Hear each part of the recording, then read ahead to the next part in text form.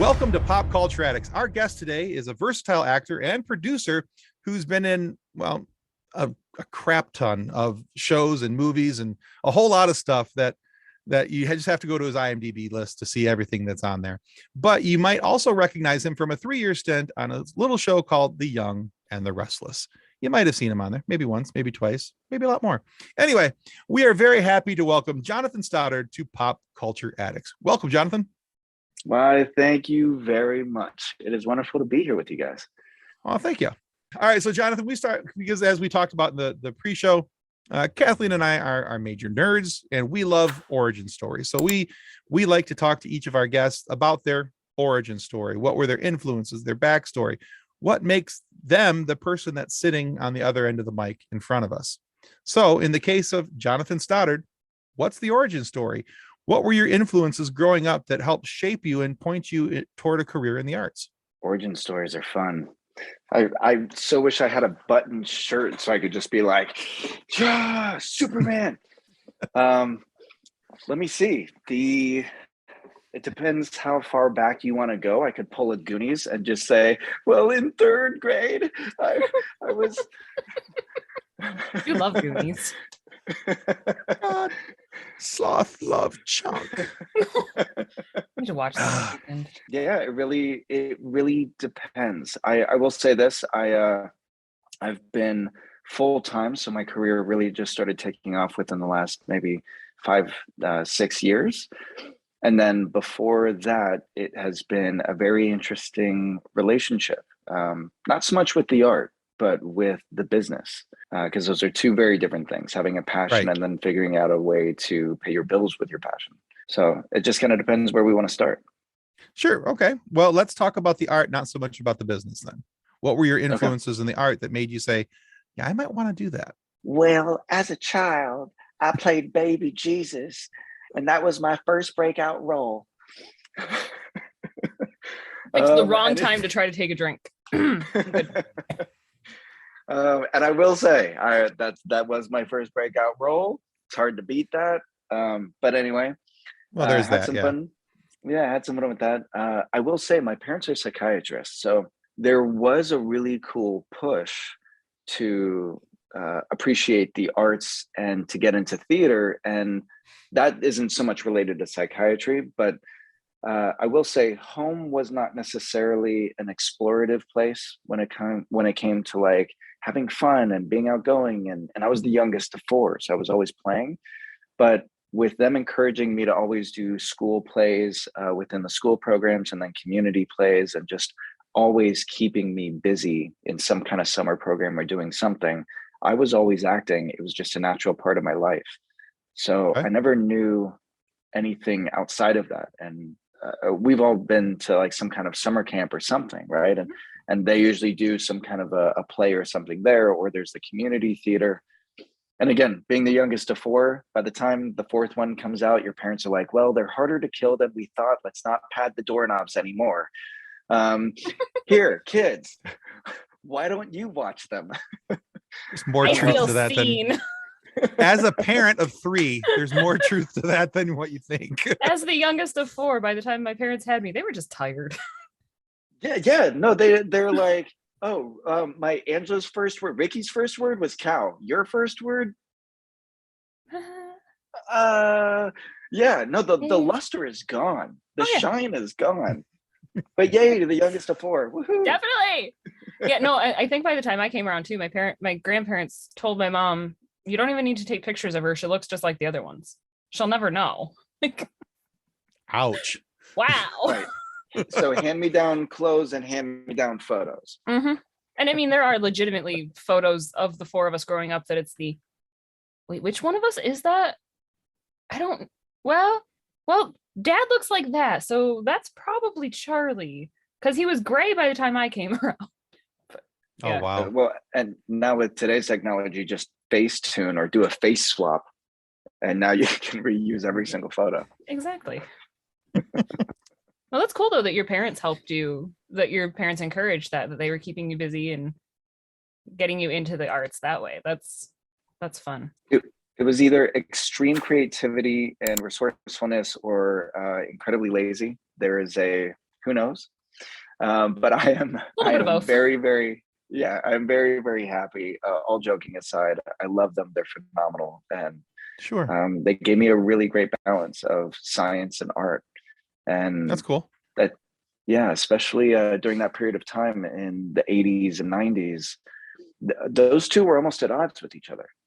So Very there much wasn't so. a lot of like a coexisting. So I absolutely loved my upbringing. All right, so let me ask you a secondary side question to that. So do you have a favorite movie that kind of you watch that and you like, man, I want to do that someday? Yeah, I've got my list of favorites for a number of reasons, from sci-fi to animated to just feel good anytime, all that kind of stuff. But I mean, I'm a sucker for The Princess Bride. It's a good movie. It is just, it could be playing at any point in time, anywhere. And I don't know. There are a handful of other movies that I really love and appreciate. And Shrek is one of them. And The Emperor's New Groove is another one. Good choices. I love it. So we've talked about family. And I mean, being the youngest of four, family is a huge deal to me. I mean, for better or for worse, those three people that somehow are my siblings are definitely my ride or die team. I mean, yeah, I can insult them all I want, but nobody else can talk crap about them. Like, they're mine. That's not true. I talk crap about Fred. Well, you haven't hit the limit of what you're allowed to talk crap about Fred. No, I just joke about Fred. And honestly, you've kind of just morphed into being one of my siblings anyway, so you're welcome. You might as well talk crap about him too. It's fun. So do you think that being the youngest of the siblings has helped prepare you for certain roles, that you get the background, or I mean, even if it's a background character or stand-in cast, but you kind of are used to being in the back because you've got those three older siblings that were already in front of you? I think so. Like some of the traits that I think carried over are that like cooperative teamwork and playfulness with everyone. And then there's that very interesting thing that's hard to teach kids at a young age, which is the start-stop when it comes to play. And so if I was playing with someone, one of my siblings, and they got tired, they could just pass me off to someone else. So I always had someone to engage with. And then of course you have to stop during dinner time. Right. Or you have to stop. So I don't know. There was never a shortage of energy. I will say that there's always a blessing and a curse to everything, right? Oh, definitely. And so I didn't speak a lot when I was a kid. I was super hyperactive, and it was always, I don't know. I was just always climbing or jumping or playing or building or running around or doing tag or just being super active. Mm-hmm. So it wasn't until later that when I decided that I wanted to become an actor, that I had to start learning how to speak.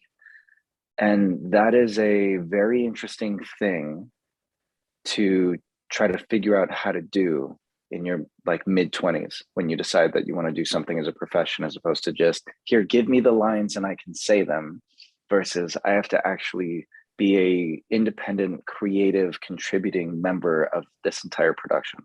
See, and I feel like I was more of I wanted the attention, so I was in everybody's faces and loud, because you had to be loud to be heard. And, were you a class clown? Yeah. Oh yeah, 100%. Yeah, 100%, because there were like no boundaries. Right.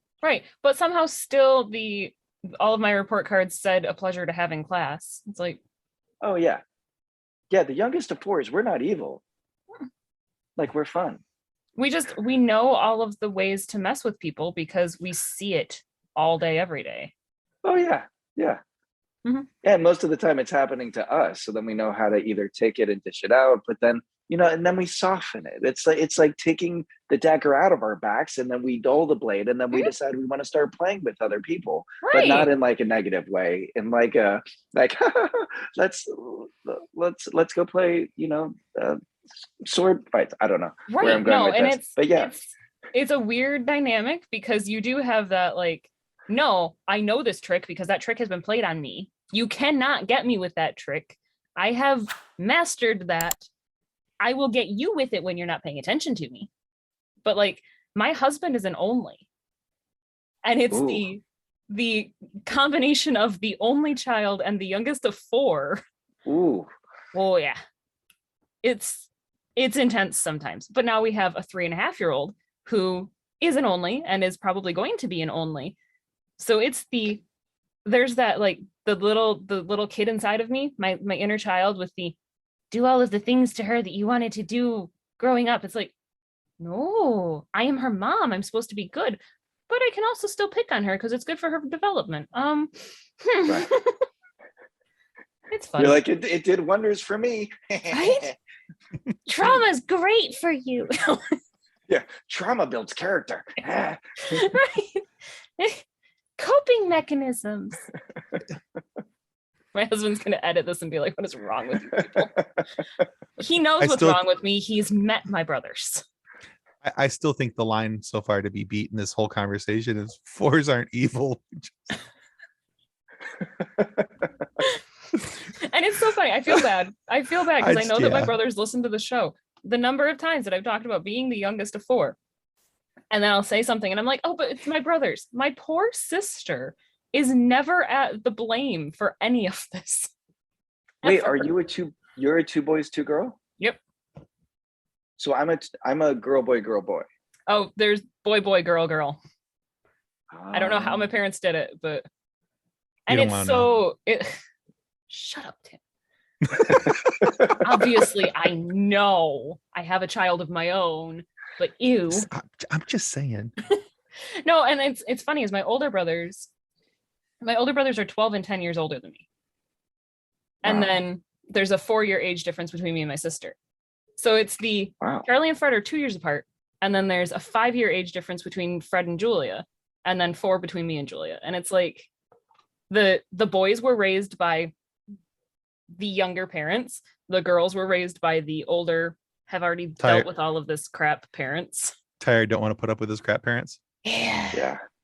A number of times that my brothers are like, yeah, you were raised totally differently than me. It's like, I'm also totally different from you.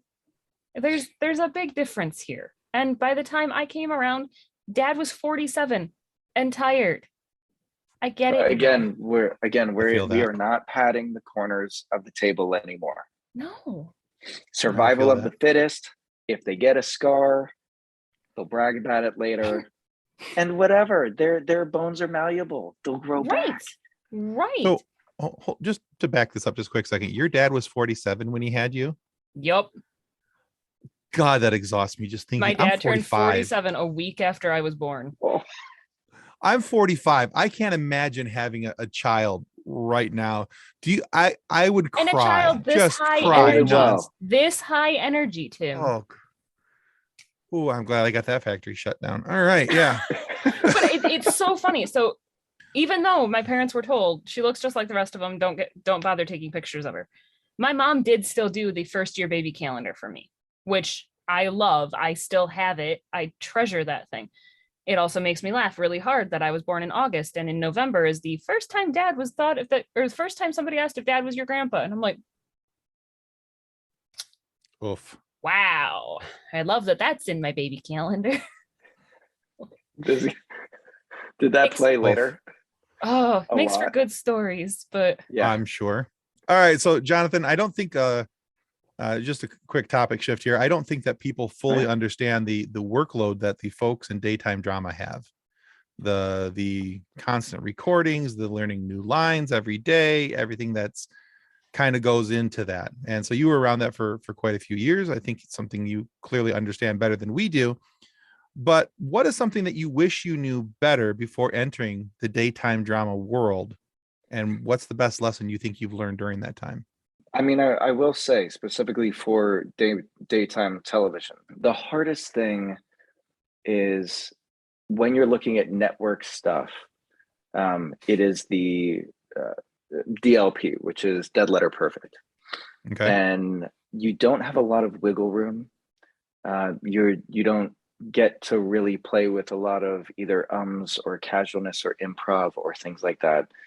The hardest thing, which no one can really prepare you for, maybe if you were to recreate a setting and have there be a dedicated class to it, like an on-camera class, but I haven't seen a class like this.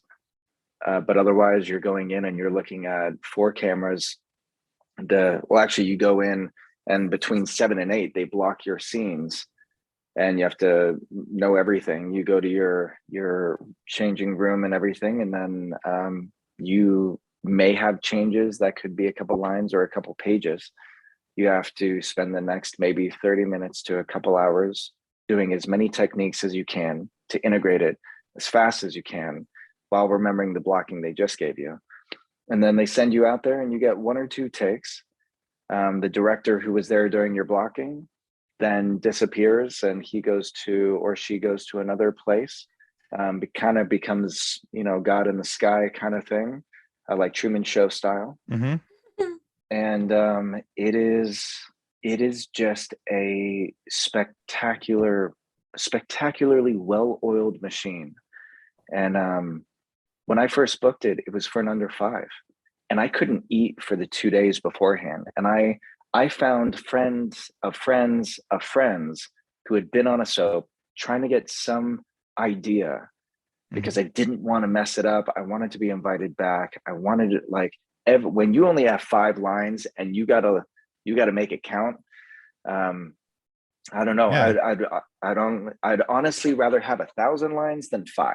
Well, yeah, because on 5, it's going to be a lot more noticeable if you don't stick the landing. Yeah, 100%. And especially with them, because they're on such a tight rope. I can't make up an extra line and have 6 lines, because then it puts me in a completely different category. So it was a wild experience. That's all I can say. Movies and everything else, which I've been doing a lot more recently, they're, depending on the director and the style and what you're doing, sometimes you can have incredible liberties to play with the script or to play with the personality of the character and what you're bringing into in the circumstances. And it's a much different world. Still thinking about acting and the artistry of acting. The digital age presents so many different opportunities for that artistry. There's the tools to make film, music, and anything else that you can think of are readily available. It's not that hard to buy a webcam and start a podcast. Hi, right. Here we are. Ta-da! And even just with TikTok, your phone has a camera on it. It's easy to do that from anywhere. So with all of the digital distribution, all of this being readily accessible to all of us, what do you think is the biggest challenge for artists in general, but for actors in particular in this new everybody can do it sort of age? So there is an expression that I've heard a lot over the last year and a half. And there are a lot of filmmakers, there are not a lot of storytellers. Everyone has a 4K camera now, and it's remarkable. And that's why so many things have also shifted to non-union, because SAG cannot control the amount of content that is being created on a regular basis, because it's so available, which is spectacular. But it also creates this incredible layer of fog, I guess, where whether it's the story or whether it's the sheer bum rush of the industry and just wanting to be a part of it, so it's the willingness to go out there and make anything, which is also incredibly admirable. There's nothing wrong with it. But when you have so many people able to do it at once, it becomes a very interesting market. And so the good stories end up rising to the top very quickly. And the poor stories can sometimes, or if it's a good story, it can sometimes get lost in the lack of technical aspects. So good lighting or good sound or some of these other things. So I think inevitably everything ends up, I'd like to consider myself kind of an optimistic realist, in the sense that every new competition ends up breeding a new kind of superpower or a new kind of human being or a new kind of skill set, a new kind of evolution. And all of this content available, or the ability to make content, is going to breed a new kind of actor, a new kind of content. And we're always, I think, as a people, going to be fighting for quality. So I don't think that's ever going to go away. But at the same time, have you guys seen Idiocracy? Yeah. I'm just gonna put that on the table. I mean, that is, we're getting to that point where we're gonna be sitting in a chair watching a guy get kicked in his crotch, but at the same time, I oh, fingers crossed, that is just, we are gonna keep moving forward. It was supposed to be a comedy, not a documentary. Right. Little did they know. So it's a little hurtful on the documentary side, but it is. Yeah. It is. Yeah. a little too true to life. A couple of years, they'll change the beginning. It'll say remastered, and then it'll say based on a true story. That's the only thing they'll change. Yes. Yeah. Exactly. Yeah, probably so. I think it's good that there's so many people out there who want to create and want to make. But I think you're right. I think there's more content creators than there are storytellers. And I think that that's a pretty wide chasm there for people to make the leap from one to the other.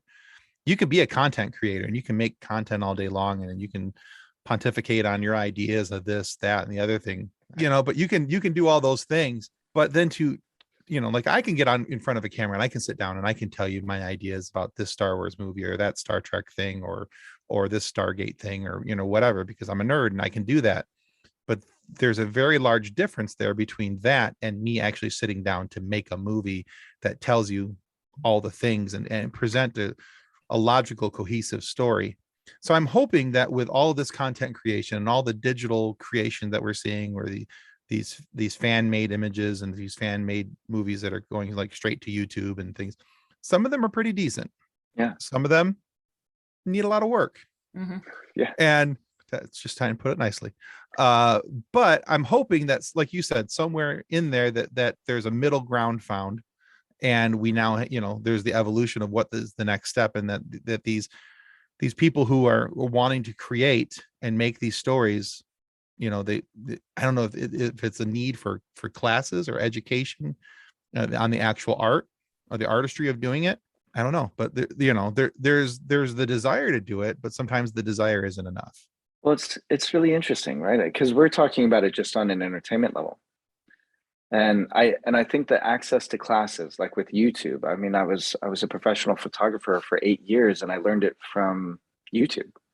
And I was able to break down and sign up for classes from independent teaching platforms, whereas before you had to go to a Brooks, you had to go to like a high-end school and make it your life's work, because you knew you wanted to do it at age 5.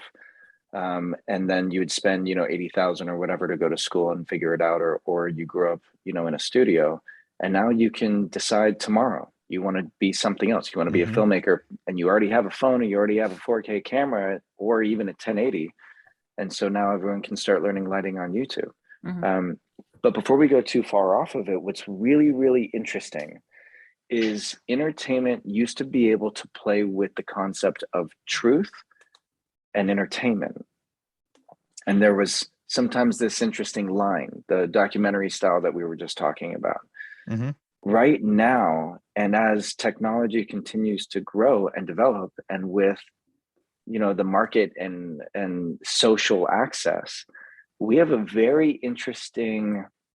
think we have some really interesting challenges ahead for the content that we're creating, because I could shoot something on my phone that looks real but is staged and not real, and now people start becoming numb because they don't know what's real and not. Their emotions can get played with because there's so much content, and they're constantly getting bombarded with so much information, and we now have to either sift it out, or we have to have better filters, or we have to create, like you're talking about, some kind of a quality control to be able to decipher what's worthy of our airtime and then what's not. Like, do we want to spend 2 hours watching a super low budget film that we have no idea whether it's good or not? Or do we want to go to the theater because we know that they put so much money into it that we're hoping better chances are that it's going to be good. And so how do we want to spend our time? And that becomes, like, right now it's still kind of a free for all, but I think as we continue to develop, these are going to be things we're going to have to develop with the oversaturation of the market. Yeah, evolve from the Wild West into something more civilized. Yeah. So, yeah. Okay, cool. Well, speaking of all these movies and things, you mentioned that you've been more onto the movie side as of late. Now, according to IMDb, which of course is not infallible, we've discovered that over and over again. Depending on that all depends on who's inputting the information. Right. According to IMDb, you were linked to at least, by my count, 12 projects that are in some stage of production right now, which is pretty impressive. One of which includes Graham McTavish, which Kathleen has a kilt crush on, but Who that's a whole doesn't? nother story. Who doesn't? Who doesn't? I know. The man but, is gorgeous. Yeah. But with so many things in production, and you're working on different stages of the production with them all, either as and on some of them multiple levels inside of that production. How do you find a proper work-life balance with all these things, all these irons in the fire, all these things going on? How do you find not only time for a proper work-life balance, but also how do you relax in between the jobs? What do you do to relax, rather? Great questions. I will say this, in a loose manner of speaking, there is no work-life balance. In a prophetic kind of Zen Buddhist style or response, if you love your work, then you'll never work a day in your life. So it's really interesting. It's really challenging because let me put it this way, and I'll actually tie in something about being the youngest of four as well, because I'm at a certain period of time where all my siblings have kids, and I am missing them growing up.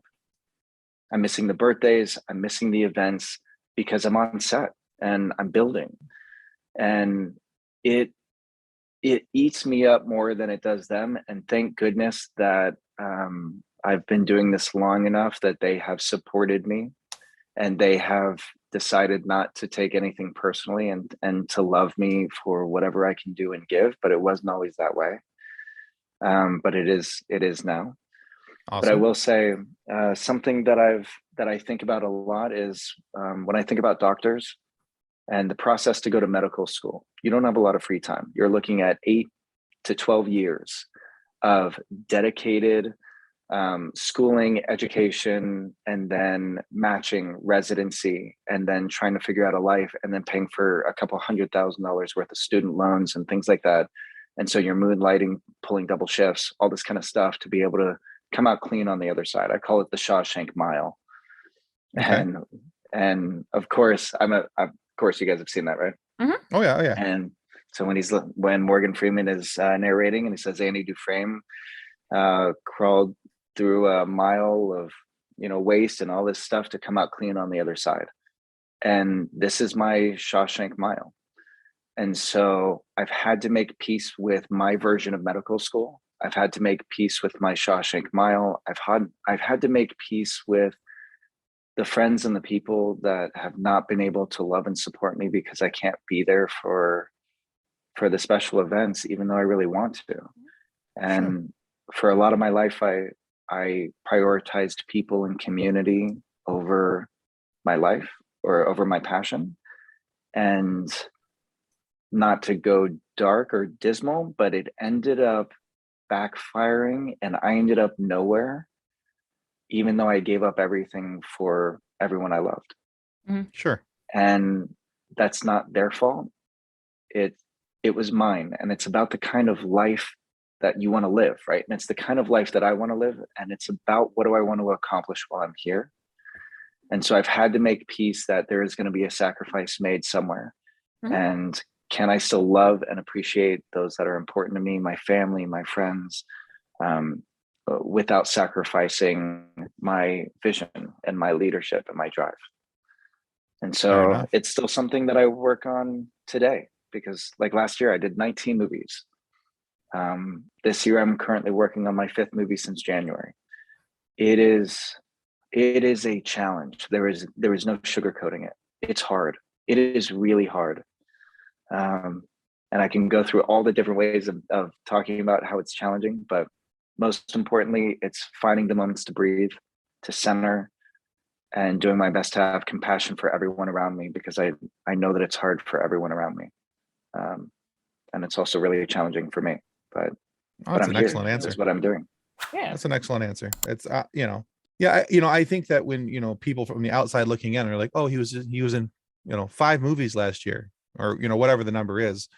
I don't think that those of us who are on this side of it ever really give much credence to how much time, effort, the blood, sweat, and agony that goes into making that happen, things that don't happen for that person because they were doing this thing.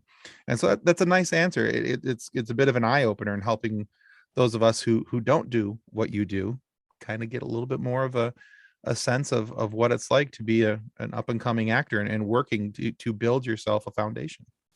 Yeah, it's super interesting. And even like you were talking about, the oversaturation of the market. I probably couldn't have done 19 movies 10 years ago. No. That wasn't a thing. That wasn't available. Right. Now, especially after COVID and how SAG has changed, how the market has opened up, how it flooded into this new style of filmmaking and TV and accessibility, and every single distribution platform from Apple to Netflix to Amazon to all this kind of stuff.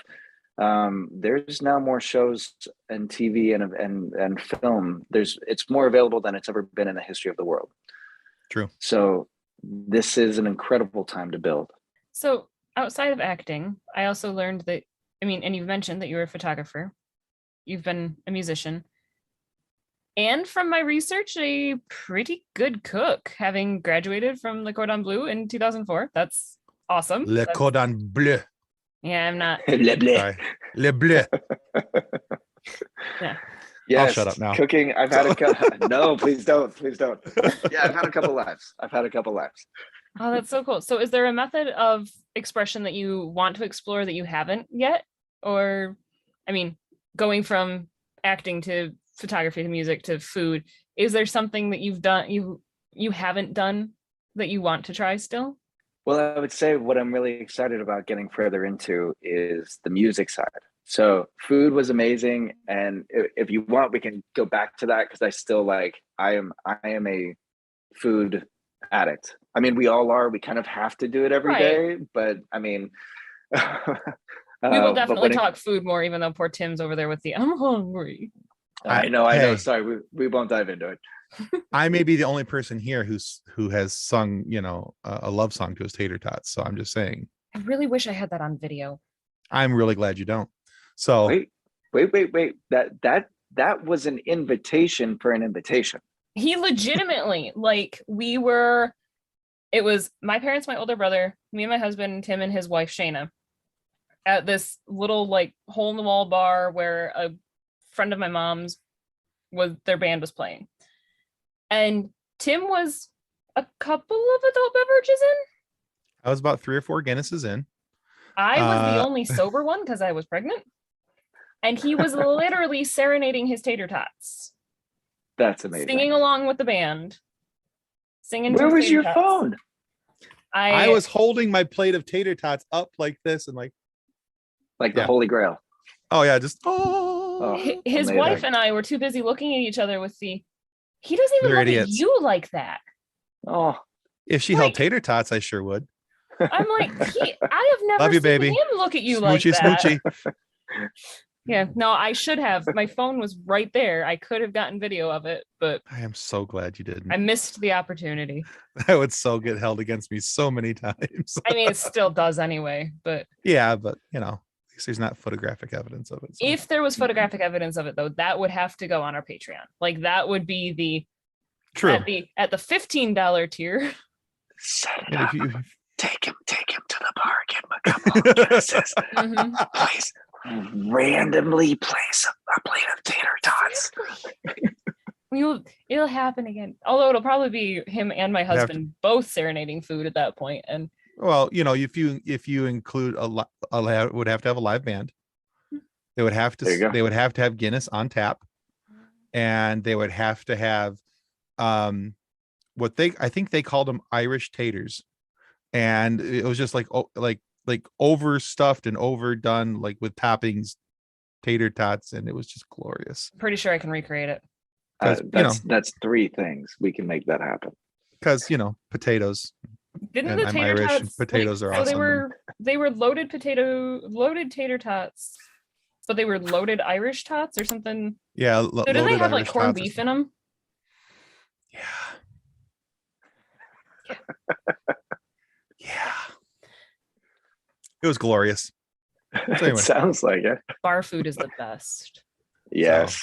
Yeah. bar food, beer, and live music. It's a good combination. I'm trying to think if So Waldorf doesn't have Guinness on tap because they're now, well, they're realize out. because you they're a just, brewery, so they created a make their challenge for her. own. I did, yes. She'll be thinking about this. Well, Yeah. I'm thinking about the local brewery by my mom, because that She's would plotting. not be too far of a drive for you. They've usually got live music. She's plotting. It is a brewery, and if I can get you to, it may not be tater tots, but it'll be brew house fries, which are Irish tater tots are Phenomenal. You no might dice. need. I think there's a certain recipe. It's kind of like 4 Guinness and loaded taters. Okay, loaded fries might require 5 Guinness. Yeah, look, about 5 or 6 Guinness, I'm gonna start singing to anything. It's not really gonna matter at that point. You got yourself a deal. There you go. Now I just want brew house fries, though. I did that to myself. There you go. All right. But so I will say though, but music, to answer your question. Yes. And so there's some really cool stuff. My girlfriend and I are actually musicians, and we're releasing a single in a month. Ooh. Oh, nice.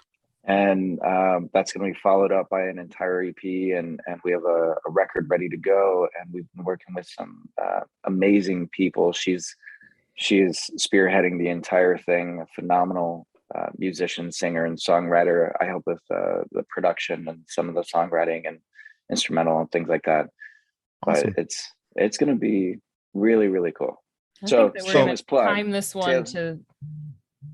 Oh, I was going to say shameless plug. Taylor Watson, get ready, because you guys heard the name here. And Perfect. Get ready. Yeah.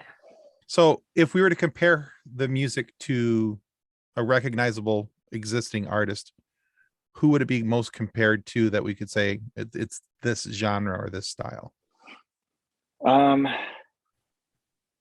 That's actually a good question. And we're starting to work with the teams right now, putting together all the marketing kind of pitches and what we're going to do. So I'm actually, respectfully, I'm going to hold off on that. Fair enough. Understandable. But the name is Taylor Watson, and look out for that. Yeah. All right. Yeah. We can do that. It's just gonna be really cool. All right, we'll put that down in the show notes too. So when people are looking for this, that they look for Taylor Watson and the EP, the single and the EP. Okay, cool. Yes. So back All to right. food though for 1 second. I'm sorry. Yes. I'm gonna do this. Oh, too. here we go. Here we go. So having graduated from an amazing culinary school, what is your? Cordon bleu. I'm not gonna say it. Well, I said it for you because I knew you wouldn't. What is your favorite meal to prepare? Okay, so this is so interesting. I just have to say, anytime anyone hears that I went to culinary school, that is usually the first question. Like, what do I like to cook the most? It's just at this point, it's just a case study, and it's just fascinating because everyone asks it. I don't know. So part of the school, we spent an entire month studying each cultural cuisine and then different accents from different regions of that area. So it's hard to say. I will say in general, I have the most familiarity with Italian because I worked for the company Cipriani in New York for a couple of years, and then in Venice, Italy. And then I came back to Northern California, and then started working in some other restaurants, and then opened a Caribbean farm to table one. My favorite dish, quite honestly, has more to do with the human element of surprise. And it's more of like kind of my secret weapon or like a magic trick. So I like basically doing Iron Chef. So if I'm at an event or a party and we're at someone's house and they're like, "God, I'm so hungry, we have nothing to eat," I'm like, "Get out of the kitchen." And then I whip up this like gourmet thing, and they're like, "Oh my God, I didn't know you could put Pringles with that." I'm like, and so I don't know. like creating those kinds of magic moments, and that Okay. means more to me than just doing a risotto or Mhm. a specific dish. It's about the time that's had over the meal. All right. Let me ask you this question about food instead. What is the worst vegetable and why is it zucchini? Zucchini is delicious, Tim. The It's- worst it's- vegetable Objection, is Your kale. Honor. Zucchini is the devil's pickle. Okay. That's what Kale. it is. Kale is the worst. That sounds like a very inappropriate thing. Yeah. Well, yeah. This is PG, Tim. All righty then. Well, kids, you heard it here first. All right. Okay, no, I will say, wait, are you? I hate zucchini with a passion. But to be fair, grilled zucchini with a balsamic glaze and a thick cut Sucks. with like the markings. So one of my buddies is actually a very, very good chef. Okay. I don't think that he's, he's self-taught. Let's put it that way. I know he hasn't gone through any classes or anything, but he's done the YouTube thing. Oh, I watched this video. I did this. And he's just been one of those guys. Well, I'm going to try this with this and I'll try that with that. And he's self-taught, very good chef. And 90% of the time I will eat anything this man makes. Okay. Cause he's that good. He's got a natural talent for it. He tried to get me to eat some grilled zucchini and some grilled squash, and with all these drizzles and the seasonings and the drizzle of the drazzle and the this and the that, and it was a warm, dirty sock. It was it's nasty. I was gonna say, was it like chewed up baby food? I can't stand it. If it's not, and I all respect to your friend, but there is a fine line on the grill of eggplants and zucchini and stuff like that, where if it's cooked a little too much, it becomes like a slightly solid form of baby food, which isn't supposed to be solid. So there's already a nastiness to it. But if it's done right, I'm telling you, it's heaven. It's like what am I thinking? A smoothie is supposed to be liquid, right? Right. Solids are supposed to be solid. Grilled if you kind of toes the line. Yeah, if you cross that plane, you have some issues. Now, I will say this though. I hated zucchinis until I started growing my own, and it changed my life. This was after culinary school, and it changed my life where I was growing my own. Did you lose a bet, and so you had to start growing them, or? No, there were just only a few things you can grow like in LA with a fast turnaround, and I don't know why, but they were at Home Depot for seeds. Fair enough. So I got them, and then they grew, and for whatever reason, I took it fresh off the vine, just sprinkled some really nice olive oil on it and some Himalayan sea salt and cracked pepper, and it was probably one of the most incredible revelations that I've had when it comes to food and appreciating the difference between supermarket and homegrown. And it just changed my whole perspective on things, because I hated it. I was with you 100%, the like anti-zucchini all the way. I was there. Just try fresh off the vine if you haven't already. Yeah. Okay. Maybe not. Maybe not. I'm not anti-zucchini, but eggplant and I are still not good friends. Honestly, I like eggplant for whatever reason. I do like eggplant. What about baba ganoush? Oh, love baba ganoush. Haven't tried it because it's got eggplant, and I don't like eggplant. Like it was the plus exactly. It is fun to say, right? Baba ganoush. Baba ganoush. You need to try it. Can I like baba ganoush? All right, Jonathan, we got one more question for you. We call this our silly question. Now you can answer this as silly or as serious as you so choose. Oh, let's get serious, because this has been silly. All right. What kind of secret society would you like to start? I can't tell you, it's secret. Gosh, Tim. I feel like that is such a setup. What secret I wanted to see if you would I want to start. I was going to see if you were going to catch on to the fact it was secret, and you couldn't tell me. So no, you sir have passed the test. Well done. On the air, thank you. It is secret. They will. Well done. All right. Well, Jonathan, thank you so much for joining us tonight. You guys are amazing. Thank you. I like to be told that I'm amazing. Makes me happy. Where can our viewers and our listeners go to find out more about you and all of the wonderful projects you have coming out? Well, there's Instagram, John Stoddard Official. And then that's probably the platform I'm most active on. So yeah, just John Stoddard Official. And then other than that, I don't know how to answer that. Just Instagram. Just follow me there, right. because I'm towing a very interesting line these days with these movies of being able to post stuff about them, and then a lot of times I can't. So it's just stay in touch with me there. And then through interviews here. Awesome. Very good. Like you guys are great. And then yeah, I'm sure we'll do this again, especially when everything starts coming out. Because Yeah, I've got a definitely. movie releasing at least once a month. So Oh, awesome. All right, cool. Well, we will definitely link your Instagram so that they can follow you. yes, please. All right. All right. I want to remind everybody that subscribing is the single most important thing that you can do to help our show continue to grow, help get more amazing guests like Jonathan Stoddard here to have these great conversations with and have some moments to laugh to. So please subscribe. It's going to help more than we can ever really tell you. Do you put like the subscribe button? Oh, yeah.